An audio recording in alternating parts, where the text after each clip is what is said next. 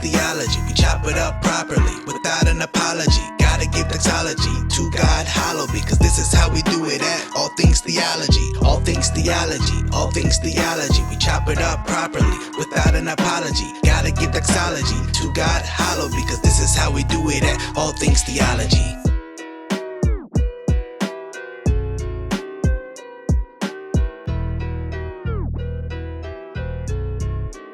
Yo, grace and peace, guys. Welcome to All Things Theology. I am your host, Kdub. All Things Theology exists to talk about all of Christianity. And so, if you're listening in on podcast apps or on YouTube, make sure you subscribe and share the link if this blesses you. Leave a comment if you have any questions. If you'd like to support the podcast, you can do so on Patreon or YouTube membership. That's provided in the show links. This podcast is a part of the Bard Network. They have a lot of great podcasts, so check them out. And also, lastly, if you have any questions, you can feel free to drop an email at kdubtru@gmail.com.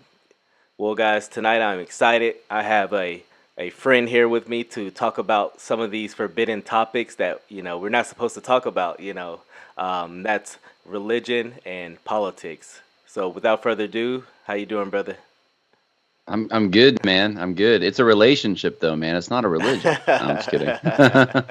Right. Yeah, no. So I'm excited. I really like your work, and I remember the first time I saw it. I think it was your video. Your what'd you call it? The woke conda. I think. Yeah. So I think I played that like 15 times that day. That's crazy. Crazy. I just kept like going to the beginning. So. Yeah, thank you for doing everything you're doing, and it's good to see you having a platform and it's growing. So praise God. Amen. Well, why don't you introduce my audience to you and tell them who you are? Yeah, so my name is John Harris. I view myself, I think, as just kind of an ordinary guy. I've worked on many different jobs, but furniture repair is kind of like the job that I've had mostly in the last 10 years, but I also worked myself through seminary during that time and a master's in history as well. And so I've been in school for a long time while working and getting married and doing, everything else that normal people do in life, enjoying hobbies and friends and buying a house and all of that. So I feel like I'm a pretty normal guy, but a lot of people who know my platform kind of know me as someone who critiques social justice in the church, especially. And I think I've branched out a little beyond that now. I've talked about just general political topics, and sometimes I'll just take a break to talk about things I like to talk about. But I think people know me kind of as a social justice guy. And I also wrote a book called Social Justice Goes to Church, which actually, hold on. I know I have a copy. I have a whole box actually sitting behind me. I forgot about this. So I'm supposed to do this. I'm the worst promoter probably, but yeah, buy my book. Yeah, so. Get it. And it's just a history of kind of how social justice, neo-Marxist thinking got into evangelical circles. And I'm writing another one now that's going to be more apologetic, like kind of like how to answer it. And then got a lot of side projects. We have a documentary right now. Some friends of mine shot, and a friend of mine's editing on a crazy story that I don't have time to get into, but again, related to social justice and Christianity. So, so there's a lot of stuff going on. Man, awesome. Like I've said, man, I've definitely appreciated the work you've done over the years, and we're going to get into some of that. But like I said, I want to talk about politics and faith. So, man, Biden's the president, the election is over. I know you've been very public about how you feel that the election was rigged. Tell us about that, how it all went down and how you just feel about the election. Yeah, well, I mean, I do. So it would take a long time to go through probably all the details, right, and the 5 different ways that there was fraud and I mean, there's procedural errors and or procedural laws were broken, I should say, in some of these states. And I think if you, I usually point people to who don't like, who are skeptical about election fraud to the Navarro reports. There were 2 of them that Peter Navarro wrote that were really good. And then if you can find good translations, you can go on like DuckDuckGo and you could probably search for like Italian newspapers, Leonardo. And in Italy, there's papers right now that are reporting the steal of our own election, in Italy. So it's censored here, but I think some of those stories broke actually right as kind of social media was cracking down in this country. And then there's actually a couple other websites I could probably. I wasn't prepared for this question actually, so Sorry about that. there's probably a couple other websites I could point to. Yeah. This morning, actually, this is a really big thing. This morning, I read a really interesting article by Patrick Byrne, who's the former CEO of Overstock.com. It probably took me about an hour to get through it. It was a really in detail article about kind of what Trump's team was doing between the day after the election to probably around Christmas time or so. And it's fascinating. And there's some links in there as well that go ahead and sort of show the statistical anomalies and prove that this election was essentially stolen. And so I do believe that. I do have that conviction. I think at this point, unfortunately, because of what the media has done and what social media has done, that information has been widely suppressed. And we have to kind of regather ourselves and plan for what do we do about election integrity going forward. So this is going to have to be fought on the local level by Christians and conservatives who get involved in local politics and want to make a difference with things like making sure that maybe they don't have Dominion machines in their precinct and that kind of thing. So voter identification laws, there's just a lot of things. So yeah, I think we got to fight this on the local level as best as we can right now. And, at some point, though, even with illegitimate authority, because everyone else treats that authority as legitimate, and because all the state and local authorities are treating the Biden administration as legitimate, I mean, we have to kind of, in one sense, accept that that's just the world we live in right now. So I may know that this has been rigged. I may know that there are laws violated to get to where we are, but I have to kind of live in realville and then raise awareness and then hopefully motivate Christians to get involved in their election process and in their local communities. So I don't know. I mean, that's a thorough answer, I hope, but it's a hard one to. I don't know. I'm discouraged about it, like a lot of people. So it's kind of hard for me to probably give you a really good plan about moving forward. No. That's just kind of where I'm at right now. So No, I get it, man. Just from a practical standpoint, I was disappointed as well. Not because I'm so pro-Trump, but I'm seeing what the Biden administration is bringing forth. And one of the things I thought was crazy, and maybe you like to talk about this, was how many Christians were applauding this. I mean, you had what Lecrae say. He's on the right side of history by, I guess, voting for Biden and Biden winning, and so many more tweets we could point to where people were actually excited. What do you make of all that? Well, that doesn't shock me because I think it shocked a lot of people who didn't know or hadn't been paying attention as much, perhaps, to this whole movement. But over the last few years, seeing the trajectory and especially maybe 3 or 4 years ago when I was sitting in seminary, classrooms, hearing some of the same things that are coming out of the mouths of mainstream evangelicals now, like it doesn't surprise me as much. I think there's a lot of Democrats or Democrat-leaning seminary professors in Southern Baptist and PCA universities. It would probably shock people if we really were able to kind of like lift the veil back and then see kind of who voted for a Republican, a third party, or a Democrat. I think it would shock people to know how many seminary professors probably did vote for Democrats. So when you train pastors to think that way at the seminary level, they're going to get into churches and they're going to tell their people to think that way. And I think the biggest thing, I mean, you mentioned Lecrae. I can think of a lot of other names, Karen Swallow Pryor, and I don't think she actually voted for Biden. I think she voted third party, but definitely very anti-Trump. You think of John Fee, think of Thomas Kidd. The list goes on really with all these evangelical kind of leaders, and so many of them use this holistic pro-life kind of Trojan horse Yeah. argument, in my opinion. And that was that was their one trick pony. That's what they used to persuade evangelicals to just kind of like get over this abortion hurdle, because, smoking and racism and, they had like a whole list of environmental concerns. I mean, these are all pro-life issues. Right. So, the Democrats seem to be more pro-life than the Republicans. Right. If I'd say there's 7 pro-life issues, and all the Republicans can do is try to, support saving babies. So that's been a logic that I've really tried to come out hard against, and it's sad because some of these guys like Tim Keller and John Piper didn't use that one as much, but he did use kind of like he kind of did. He didn't go the holistic pro-life route, but he did this kind of equivocation between Trump being mean and prideful, and then Biden being pro-murder. Like there just was this softening of like how serious murder is. Yeah. And then elevating, these other things that really shouldn't be as great of a concern. So, I don't know. I mean, all we can do is go to the Word, and then, and also to the just basic logic, and just try to apply that to their thinking. And it doesn't pass the test. Right. But I think a lot of evangelicals wanted to do it because it felt right.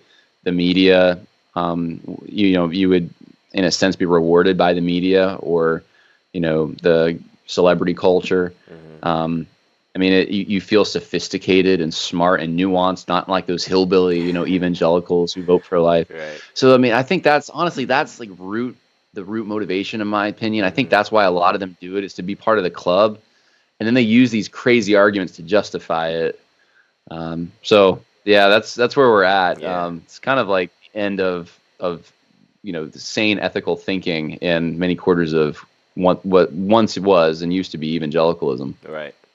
Yeah. So you were at the Capitol when the riots started happening, right? And I've seen kind of when that happened, man, that started I felt like a firestorm of other things. But one thing that I saw was there was a lot of liberals and especially woke Christians who tried to paint the men who broke into the Capitol as Christian men, especially the crazy guy with the horns and the shaman god, whatever he professed to be of a pagan religion, but they tried so hard to paint these guys as Christians, right? Because why?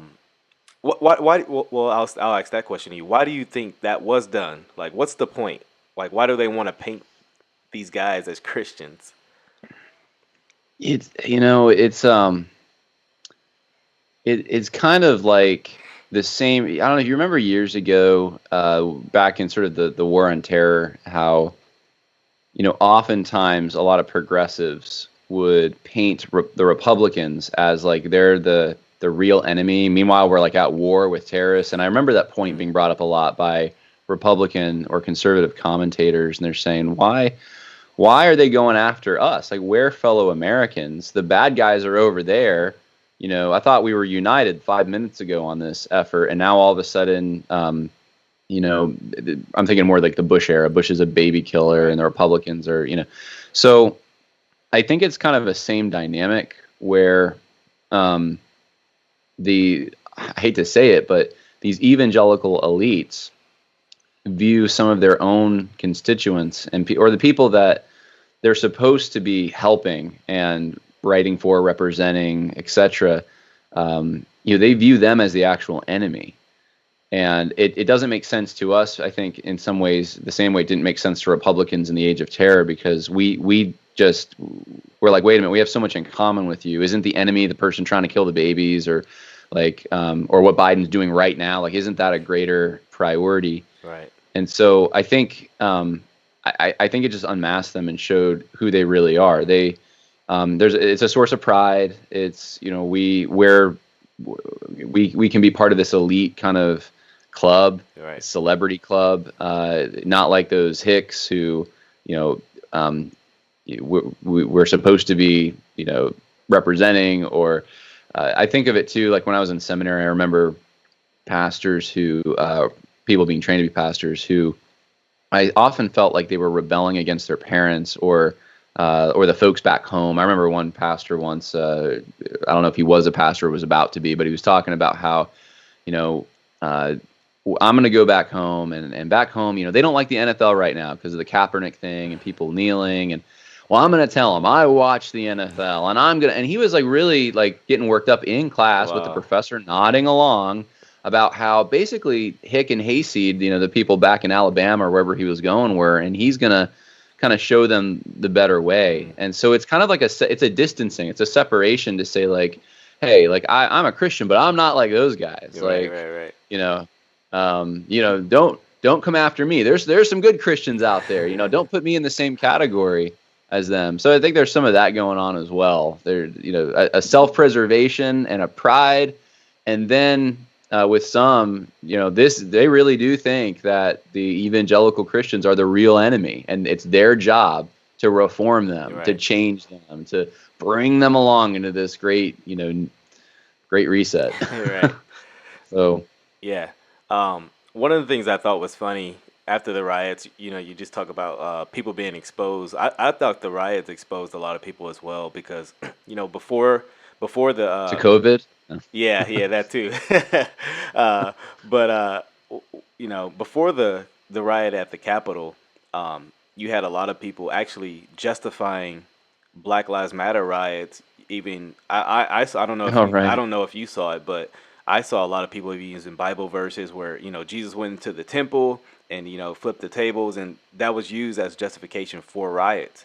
Right. And then as soon as, you know, people who are, you know, labeled conservative or Christian nationalists do it, you know, or better yet, people that wasn't doing it in the name of Black Lives Matter, it was condemned, you know. Did you see any of that as well? Oh yeah, the hypocrisy was terrible. I know, it was just amazing. I mean, I was there, not in the Capitol, but I was at the rally for election integrity, and I didn't know anything about any of that until like 11 o'clock that night. Like I got home and I was pretty shocked. I mean, people were texting me, and I did some videos on my channel where I went through kind of step by step. I showed some of my videos and some of the things that haven't been reported, but it was amazing to me that, you know, there's like 1 million people there, and only a couple hundred even got into the Capitol. And there's so much evidence that I saw some of this kind of from a distance where I was too, where the police were just letting people in. And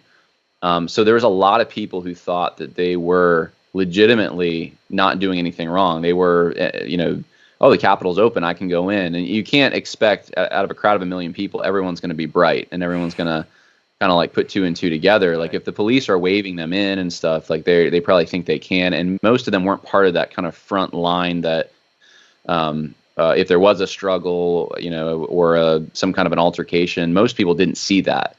So they're kind of coming in afterwards. So you'd have to say, even out of the few hundred that were in the Capitol, how many actually were part of trying violence or crime, or, you know, or trying to somehow, you know, vandalize, etc. Not many in that whole. So I'm not justifying anything of what happened in there, but I'm saying, like, if you look at the big picture, there's tons of people that were there for election integrity who were outside, and I was in that crowd. You know, I know several pastors who were in that crowd. Who were Christians, who were there because they believe that it's wrong to lie and to steal, and God hates unequal weights and measures. And I mean, that was their motive. And to then tar and feather them like they're part of an insurrection or something like that is just, it's slander at that point. So there was no benefit of the doubt given to them. And then like an effort to kind of like paint this one guy and people that like clearly were not Christians or using F-bombs all over the place, and like, oh, those are the Christians. It shows that their minds have just been given over or something. And then obviously what you said, to justify BLM riots, which are of a different nature in a sense, because you know, compare like what happened in DC in June to what happened in January. In June, I mean it's private businesses. It's, you know, banks, it's, you know, convenience stores, it's vandalism, reckless vandalism for no reason, really. Like those banks, those convenience stores didn't do anything to those people, and yet they're jumping on police cars, burning things down.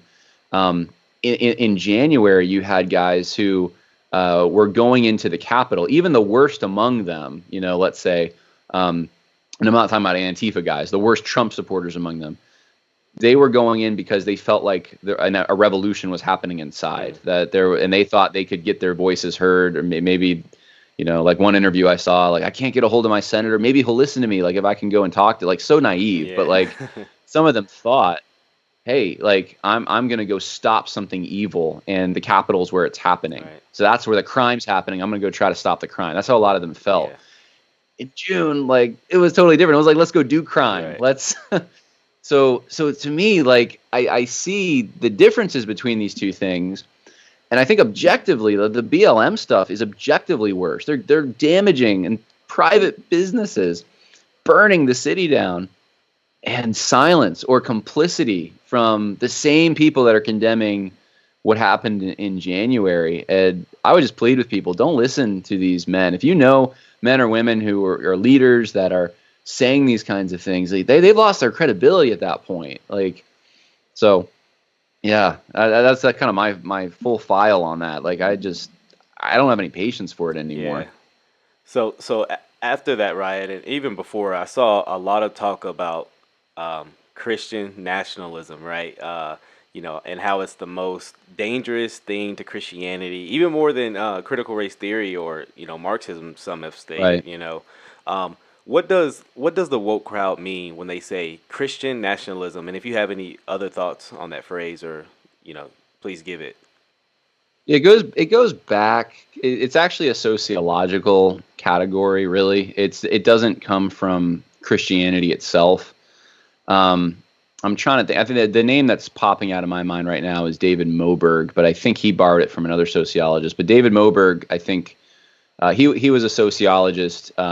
Like the 60s, 70s, and he basically made the point that there was a civil religion in the United States, and some of the things he said actually are interesting to consider, because he made some good observations, but central to his thesis was that, like, there's basically the religion of America is kind of like this religion that brings out Jesus when we need to go, like, into Vietnam or something, and the Lord's going to be with the troops, and but it doesn't ever stand against injustice in the United States. So it's just this convenient tool. The government, the military-industrial complex, they use this to kind of pacify people and put a stamp of approval on whatever they're doing. So he said that was this America's civil religion. And from that time forward, I read about it in my book, there were a lot of progressive evangelicals that's what they criticized about America. And they felt like the church was just complicit in mixing American civics and pride and patriotism, etc., with Christianity in this unholy way. Mm-hmm. And that you can't do that. You can't bring a flag into church. You can't, like in 1976 during the bicentennial, you can't do what Jerry Falwell did and have this, Celebrate America festival. Like, those things are objectively wrong. And the main reason is because we're citizens of heaven, and that's kind of like that's our main citizenship, or our only citizenship, as the case may be. And so we can't mix that with this temporal, allegiance.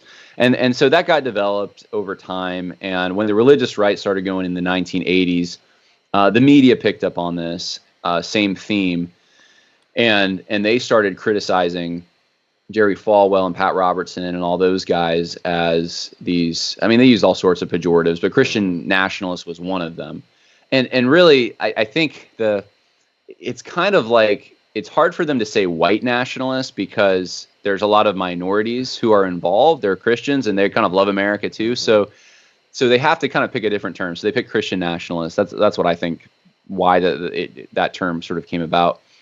But then, that's been around for a while. And every year, just about, there's a book published against the religious right or civil religion or Christian nationalism. And every time the right does something, every time they whip out, like, a Christian moral standard, abortion being the prime one, but there's many others. The other side will immediately claim like you're violating separation of church and state. That's Christian nationalism. Like you're mixing your faith with idolatry. So, therefore this isn't even Christianity anymore. Now, the interesting thing to me is that the other side does this all the time, but they don't Christian nationalism. So they're very concerned for the nation as well. Or they actually wouldn't be pointing the finger at Christian nationalists if they weren't. So they also want influence in the halls of power. I mean, Russell Moore does this all the time. He goes to the Washington Post usually to attack Christians, but he's very interested in what happens in the United States, and he wants to have some kind of an impact on that. But that's not Christian nationalism. It's only when you do it from the conservative end. Right. So at this point, it's just become a way to bludgeon people. Yeah. I don't think there's much thought behind it. I mean, I could critique it kind of more from a philosophical or political philosophical standpoint. But like, honestly, so many of the people using it are just throwing it out there, hoping it'll stick, in my opinion. No, I've definitely seen it kind of being used more as an insult than anything kind of substantial. Also, the phrase "whataboutism." Often when you critique someone on the left or the woke, you hear, "Oh, well, you're just practicing whataboutism." Like, what is whataboutism all about? You know what I mean? Yeah. What aboutism, right? That's what I like to. That's a good retort, I think. What aboutism? Because they're bringing that up to stray the conversation, because they're saying like, oh, you're changing the subject, and so I'm like, wait, hold on, you're changing the subject by bringing up this whataboutism thing. Right. There's nothing wrong, with applying a consistent standard, with saying, wait, hold on, like, so you don't have a problem, let's say, with the BLM riots in June, right? Don't have a problem with that, or it wasn't that big of a deal. You didn't have the same reaction to it, but now you have this reaction to January. Like, show me your consistent moral standard, right. Like. I don't believe you when you say that you're so upset about this or it's so wrong, because you already showed me over here that you didn't think that was wrong. So then they'll bring out whataboutism, but all you're doing is applying a consistent standard. Right. And then, but you can, like I said, you can just completely jujitsu that on them, just turn the whole thing around and being like, wait, like you're bringing up whataboutism because you don't want to talk about the issue. So what about whataboutism? Right. And that's kind of how I dealt with it. It's silly. Yeah. There's no. What they're trying to say is that you're a hypocrite, right. When they're the actual hypocrites. So it's just a way to try to turn the whole conversation around. So you're in the defensive position, and the onus is on you, and you have to meet a burden of proof. When in reality, the burden of proof is on them; they have to meet it. So yeah, definitely. So if it's an honest person, I will usually go through like I just did with you, and I'll explain. Okay, here's the difference in my mind between the two situations, and here's my consistent standard that I'm applying to both. I think it's wrong for a mob to go into the Capitol. It's wrong for a mob to burn down the city and steal TVs and banks, and so that's where I'm sitting, and I'm comfortable with that position. What about you? Right. Let's go back to you and your inconsistent standard on this. Right. So yeah, definitely. I told you briefly before we got started, I first heard about you when you started talking about your experience in the SBC seminaries with critical race theory. Can you just, tell my listeners how that was, and, shortly, describe as best as you can Sure. about that? Yeah, so critical race theory was one of the things that was, I think, in a very rudimentary form, kind of floating around. I actually had sort of a break in my seminary career, if you want to call it that. I went, I think it was like 2014. I went to Southeastern for a semester, and I actually left. I got married, lived my life for a little bit, and I came back in 2017 to finish up. And it was that, and it was like a different campus when I came back. Wow. I was just like, what happened to this place? And there was a little bit in 2014 of like, I remember like my roommates and I talking about in chapel. I remember there was just a lot of people who were not Southern Baptists coming and speaking. We thought that was kind of strange, but a lot of them were also like we had a guy come and do this whole lecture series on the Black experience. And we were just kind of like, we none of us had a problem with it, but we're like, we were paying a lot of money to learn the Bible. We just weren't sure like why we had to go through all of this when we could easily have paid money to go learn that somewhere else. So there was a little bit of that. But in 2017, I was shocked that first semester. There were 3 statements that were either originated in or were approved of administration and some professors on the campus. 2 of them against President Trump, and then one of them against the alt-right. And that one actually did come from the campus pretty much. I mean, it was basically written by the guy who was, I think at the time, the provost. So anyway, they did not do anything for 8 years of Obama, not one statement. And I mean, I was looking around trying to find, like, is this a normal thing? It wasn't. But in one semester, 3 statements basically aimed at Donald Trump. And I just thought that was super weird. I didn't understand. Like, I didn't vote for Trump at that point. In 2016, I wasn't like a huge Trump fan, but like, I was glad that he was in office and not Hillary Clinton. And I thought, Obama, what he did was way more egregious. I mean, we left off at the end of the Obama administration, which is where Biden's picking up. We left off at the transgender bathroom issue and Little Sisters of the Poor having to pay for contraceptives, and so or abortifacients. So I was just kind of like, what's the big deal? And then I started noticing on campus they had this thing called the Kingdom Diversity Initiative. And when I had been there in 2014, like they were really proud of this Francis Schaeffer collection they had, and they talked about it a lot, and that's what I remembered. But when I came back, everything seemed to be Kingdom Diversity, and their Intersect project was another one. That was a new initiative, but their Kingdom Diversity was the big one, and it was just pumping out really just strange stuff to me. That I was like, what does this have to do with knowing the Bible, preaching, that kind of stuff? There was an article I remember, because you'd see like their social media feed as you logged into your student account. I remember an article that I think Intersect had put out. It was like the 10 ways you're racist but don't realize it, or 8 ways, something like that. And I literally sat down with my wife, and I was like, wow, like we should go over this. What is this?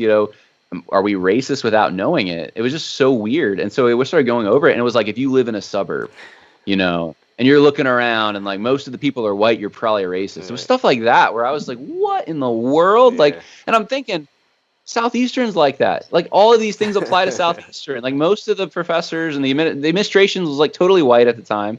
They're in a suburb. Like, most of these people, I know the churches they go to, they're pretty white. Like, I was just like, why is this all of a sudden the narrative? And then I started seeing things in class, started hearing the language just kept getting more and more radical, supporting, the taking down of the monuments, the kneeling at the football games, the beating at Abuile coming and telling the chapel, like, God wants you to be a liberal. Like, he literally said that. Wow. I was, and that's when I had gone to a professor, and I said, wait, something's off here. He's like, shut the door. And so I talked to him because I trusted him. I found out he was kind of a Trump supporter by some hints he dropped. And I was like, what's going on? And he goes, look, John, he goes, if I were to say what I really think, I'd be fired from this institution. He goes, just keep your head down. Don't say anything. Don't get in trouble. And it freaked me out because I was like, this is a seminary. Like, I'm paying to ask questions. And so anyway, you asked about critical race theory. So I didn't know the term at the time I don't think I had heard critical race theory. I knew about Marxism. I had been in undergrad, and I had a history degree. So I remember with a student who was there at the time, I told him, we were driving once, and I said, look, I don't know what's going on at this campus, but I'm pretty sure it feels an awful lot like Marxism, except instead of the haves and the have-nots, they're using all these minority or gender distinctives to try to like make their case. And sure enough, that's exactly what it is. And that's pretty much what critical race theory is. If you really want to understand it, in my opinion, it boils down to 2 things, 2 major things. I mean, you can add a lot more to this. There's, I think, on the book I'm writing now, I think I have like 8 different, things that will all apply to critical race theory. But they all kind of come from the idea that systemic racism is embedded in everything. And so everything, it's not a question of whether something is of if it is racist, it's how is it racist. Right. So everything is racist by default. It's systemic, and then also minority experiences are how you reach a greater level of understanding about that systemic racism. So you can't really know it unless you know it through the lens of a certain experience. And there's a big barrier there if you're not a minority. You just either can't apprehend that knowledge, or it's very hard to get that knowledge.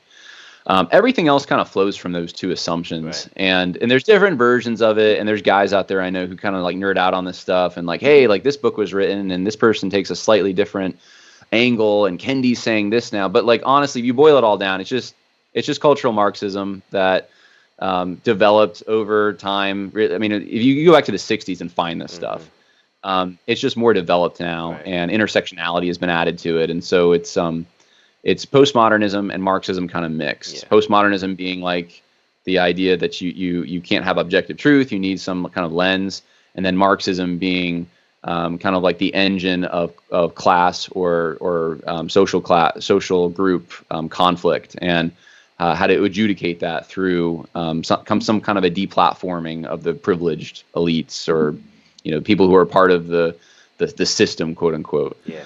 So yeah, it's godless. It's evil. It's wrong. Marxism is a religion in and of itself. It is not compatible with Christianity whatsoever. Right. On multiple levels, but it's being syncretized with it right now, and it's taught at many universities, including Southeastern, which Danny Aiken just recently said that they are. He kind of said in the same podcast, we're not doing it, and then he later on said, well, we are. We're taking the good things from it, and that's kind of like trying to do. We're taking the good things from critical theory, which, what are those things? Yeah. And it's always going to come down to those two assumptions. Yeah. So anyway, yeah, it's a problem. Yeah, no, definitely it is. I had a conversation with a friend this week, and I was just telling him my concerns with the things he was kind of accepting, and it's for to me, it's a lot of the experiential, like your experience kind of drives a lot of this, and even in this, he was trying to explain how he believes like a lot of white people are racist, and an example like people will give is, oh well, they looked at me weird, or Right. There's only a few black pastors, and to me, I'm like, why do you you're already going to the assumption that they're racist before you even have any like hardline data, or that person has even said it. Have you seen that as well, to where Yeah, you're assuming guilt before there's no evidence of the guilt. So you're guilty until proven innocent, Right. I guess, if you're white or you're straight or you're male or whatever. So it's not just you're using different weights and measures to judge things. I mean, I wouldn't say the NBA is racist just because there's not a lot of white people in it, right? Exactly. And you can pick all sorts of. I mean, I've been the minority, and when I've been in other countries or either places in this country as a repairman. I've had to go to a lot of places that I'm definitely the minority, and I don't look around and think like, oh man, like they must be racist. They must have chased all the other people off or something like that.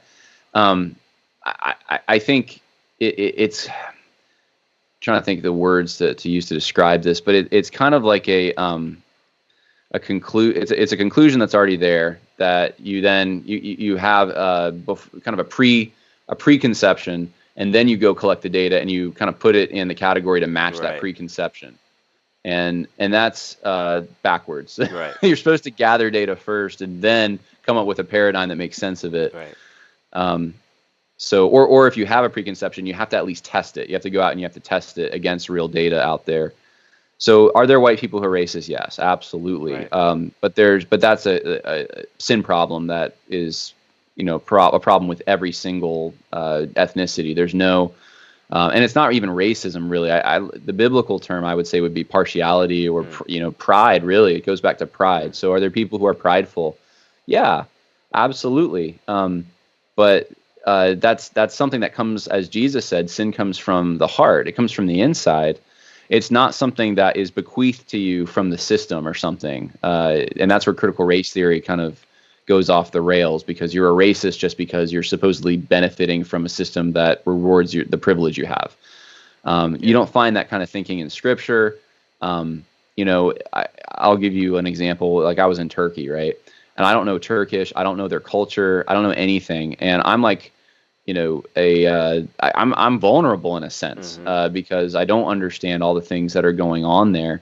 Because it's the systems put in place are for people who speak Turkish, and probably are at least somewhat Muslim or something. So I'm not that, and is it because it's just skewed against me and they hate me? And well, not necessarily. It's for the people in that area, in that region. So we just got to be careful making those false accusations.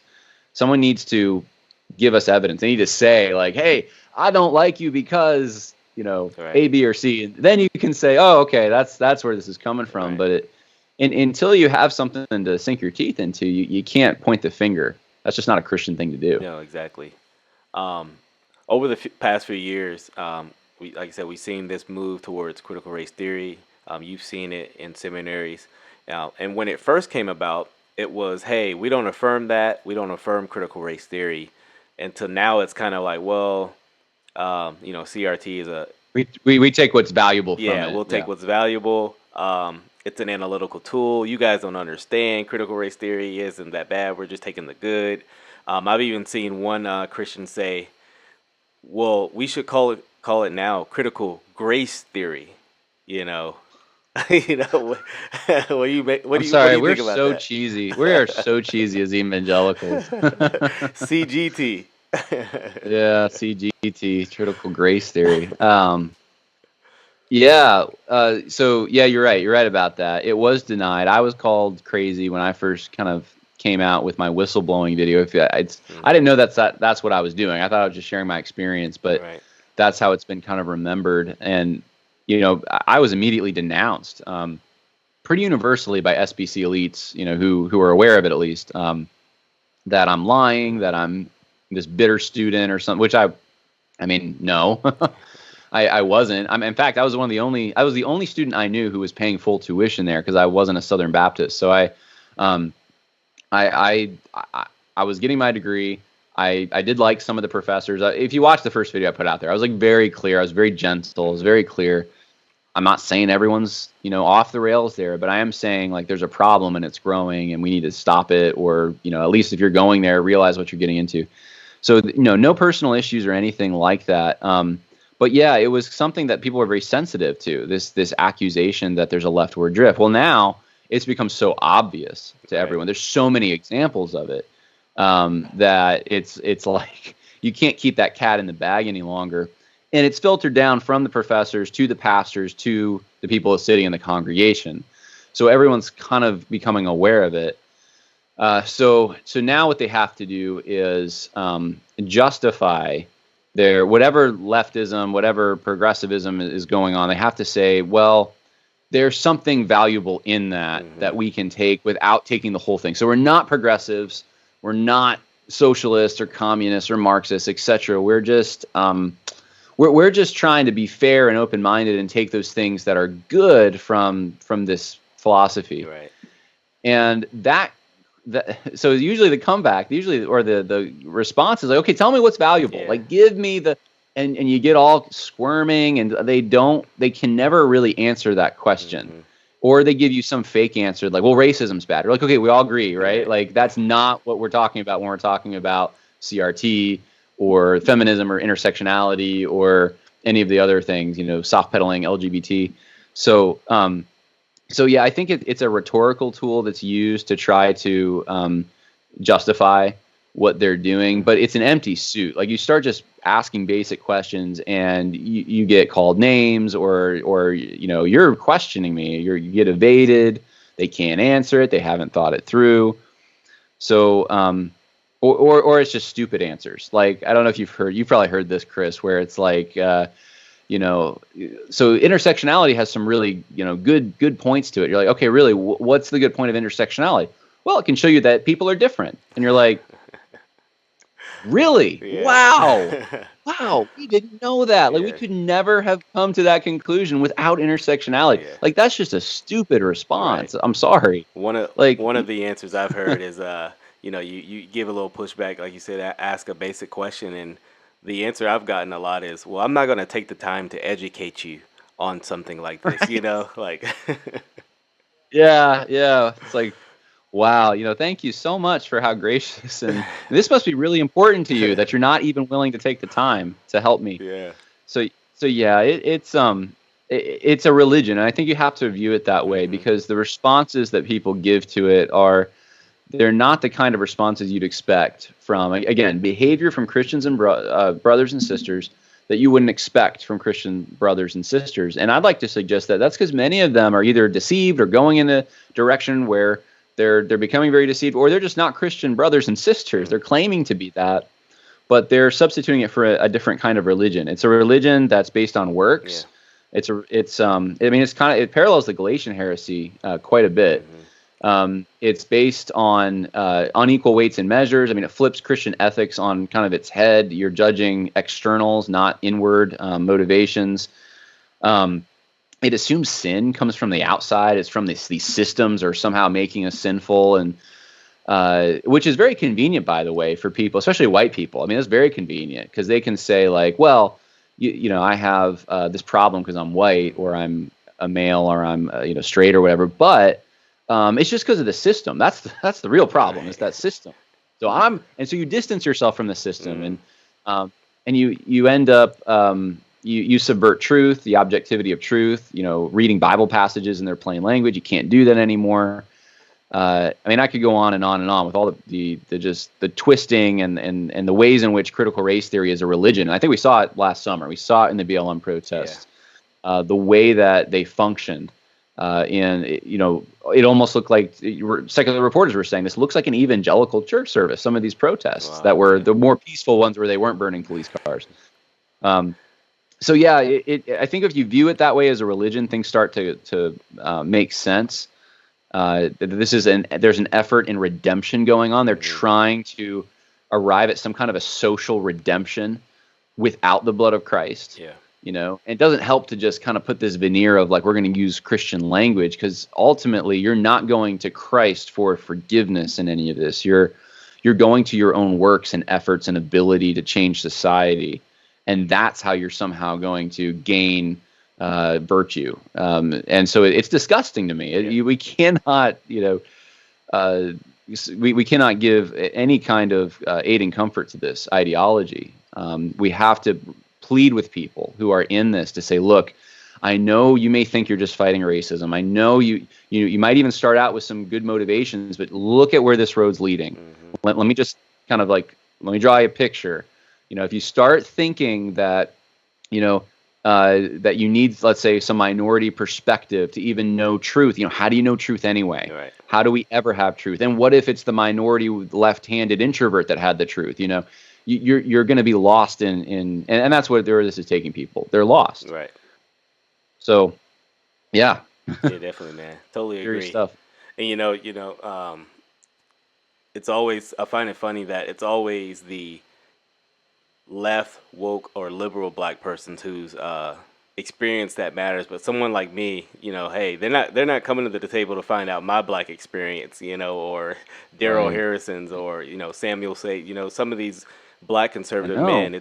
We're kicked out of the circle and labeled white already, which is sad. And I hate that. I feel bad. I just want to say, like, I know I've been treated bad, and anyone who takes a stand against this, they're gonna get tarred and feathered. But the way that you and others, I think Daryl Harrison especially right now, the names he's been called, the things, and this is so hurtful, because look, like there's beauty in the diversity God's created, and like you should be, if you're black, like you should be proud of that fact. Like whether or not you came from the Caribbean or somewhere in Africa, or, your ancestors or whatever, you can, there's certain things sometimes that, cultural things that are just really special. I'm sure you probably have some of those just traditions in your family or whatever that's unique to your family, and it's part of your culture. And then to be expelled from that, to be told you're not really that. Right. I mean,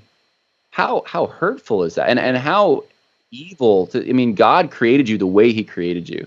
And it's the same for all of us. God put us right where we're supposed to be, in the skin that he wanted us to have. Amen. And we just got to function in the world that he created and try to do our best to invest our gifts for him, and not get hung up on whether or not I'm authentic to my culture, or I'm not authentic, or I'm like, it's just, I don't know. It's kind of like, I mean, maybe I'm asking you now, but doesn't it feel kind of like you're being kicked out of a family almost? You're like being told like, you're just not one of us. Yeah. Like, Yeah, because what I've seen also is like people make. I don't know why it's done for this, especially like in this kind of conversation, but like people make black not skin color, or ethnicity, but an ideology. Like if you don't right. believe these things, well, you're not really black, which is kind of really strange for me because it's like you have to think a certain way, act a certain way to be black, which kind of goes against the whole diversity thing, which people say they want, Right. Yeah, no, totally. Yeah. Totally. I mean, look, I have, I have family relatives, right, who are not, they're liberal. In every family, we have people that think differently. We get together at family reunions, and I'm not like, you know what? Most of us voted for Trump or whatever. You aren't a Harris anymore. Right. Get out of here. Look, no, obviously, no, they're my they're my family. Right. I'm gonna love them. We got a common bond because of aunt, such and such who, married so and so, and like, I don't know, it just breaks the natural bonds that should be there, that should be the uniting things for a family or a culture, traditions, those natural affections, bonds, of a sense of place, traditions, like those things are being broken up by this idea that you have to conform yourself to some abstract ideology. And if you don't, then, that's the measuring rod as to whether or not you belong in this group. It's kind of Nazi-esque, actually. Yeah. It's like, yeah. So anyway, so yeah, I feel bad for people that have to go through that, but like, praise God, man, you're standing tall. So is Daryl. So is a bunch of other men and women, and just keep doing it. Yeah. Keep doing it, because ultimately the primary identity is in Christ. Amen. And we don't compromise that. We don't compromise truth. We don't compromise His ethics, and we certainly don't compromise the gospel. So yeah, amen. Yeah. So I got a couple of Twitter questions for you. Scotty Crawford wants to know, how can we keep people from buying into the lie of CRT and intersectionality, like especially for Christians? Like, how do we go about that? Obviously, it's the work of the Spirit, but Right. what part do we play in what role do we play in this? So I have one story I can share of a friend who was going down this direction, and then he's completely 180 now. And I was part of that, trying to kind of persuade him that this wasn't the right direction to go. I think patience is a big thing. Sometimes people, it's going to take them. It's like, think about it this way. Like, it's like asking the question about, think of it like any cult out there, right? That syncretizes Christianity with something false. Like, think of Jehovah's Witness, let's say, or Mormon or something. Like, if you're to ask the question, well, how do we convince these people? Well, you're going to have to get your Bible out. You're going to have to do some hard work. And we do have, there's tons of books that we can go on Amazon right now if we want to know all the books that Christians have written, trying to go through Mormonism and what's compare and contrast. What does the Bible say?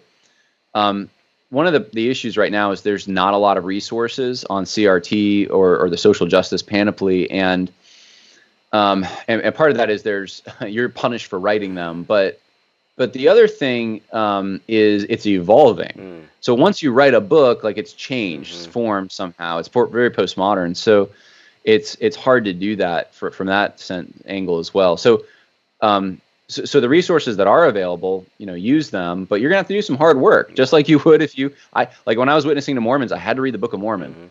So with this one friend I had, for years, he'd come up through public education. He had, and with like most people, he had believed a lot of lies, but I think the main drawing, the thing that was drawing him in was an emotional appeal. Like, just, I care about people who are hurting, right? And so, I didn't immediately come to him. I mean, he knew I was conservative, but I think I showed him through my life as well that I also cared about people who were hurting. So like I would, I'd give money to people sometimes if they're, if someone wants food, let's say on the street, I'm going to go buy him food. I know like he was in a tough bind once, and I gave him money, and I just, was trying to be compassionate in my own life and follow Christ. And I think he saw that, and so that helped to okay, like I'm not like as a conservative, it doesn't mean I want all the poor to starve. I'm not Ebenezer Scrooge. Right. And then over time, like he let me in to kind of like, as issues would come up, I would try to, as much as possible, bring the word of God to bear on that, to use just common sense and logic on it as well, to dispel the myths that he was believing, and to really show that actually God's way is the best way. It's the most compassionate way. And it doesn't always look like that to us because just like children don't think it's very nice to be punished, right? When they do something wrong, it doesn't really look very nice to them, but we know in the long term it is. And God's way is better for that reason too. It's better, if a man doesn't work, neither shall he eat. That sounds really harsh, but actually, what God's doing there is he's creating an incentive for people to actually take their responsibility seriously to prevent a mass welfare state from happening inside or outside the church. And so there has to be incentive. There has to be I don't know. We have to follow what the Word of God says about private property and charity. So I don't know. That's kind of a long answer, I guess. But be a good example in your life, and then try to be a good witness with your words as well. Yeah, I think that's really good. Omri asked a question as well. He would like to know what is unique about your book. What does it add to the current conversation, or how does it differ from the current conversation? It's actually very unique, and I'm just saying that. I think there's a few books coming out now that are trying to answer social justice. This is not that. This is actually trying to understand social justice first. And I've always said, I think maybe it's the history kind of guy in me, but I want to understand it before we answer it. What is it we're looking at? And so this, it's unique to the church, but it's a history of how these ideas got into evangelicalism. So we know their source. And one of the things, especially a few years ago, that I ran into a lot is I'd start to say, hey, this is happening. And people, as we said before, would say, no, it's not. Or they would think, you're kidding me. My pastor's not Marxist. What are you talking? Tim Keller? He's a Marxist. No, he's not. What are you talking about? Like, you're lying. You're slandering. So what I did was I went through and I showed that, okay, it's not so much that they're reading Karl Marx. They may have never heard of him. Right. They're reading people who are reading people who are reading people who are reading Marx. There's kind of like a genealogy in this. You can trace it back. Yeah. And that's what this does, is it shows how secular new left thinkers influenced evangelicals in the 70s, who then influenced kind of the current crop of mainstream evangelicals today. So it'll show you that. It'll also, I go into, in one of the chapters, the theology of the movement, how they view Jesus, how they view salvation. Hint, there's heresy. And I don't say that. I try to be very objective. It's just, in their own words, this is what they're saying. If you know theology, you'll recognize it right away, though. I go through how they viewed the Bible. So some of their core doctrines come out. And then along the way, I'll point out things here or there, like their hypocrisy. For instance, like they'll say, you're just being an individualist. Like, that's a bad thing, right? Your nationalism is bad, individualism's bad. So, but then I'll point out something like, but yet, they took abstract ideas in their individual minds and tried to apply them to everyone. So they were like the biggest individualists. So like I'll point out things like that, but it's not an apologetics book. It's more of a history. But I would recommend reading mine first, and then reading maybe an apologetic book, if possible, if you're a reader. So that way you can understand it before answering it. Yeah, definitely. Well, John, I want to thank you for coming on and just talking with me, and hopefully the listeners here will appreciate the work you do, and definitely I would encourage those who are watching, listening, to subscribe to John's channel and all the work he's doing, man. He's just been very helpful for me personally, and so I definitely appreciate you, brother. I appreciate you too, Chris. Thank you so much. Well, guys, until the next time, grace and peace.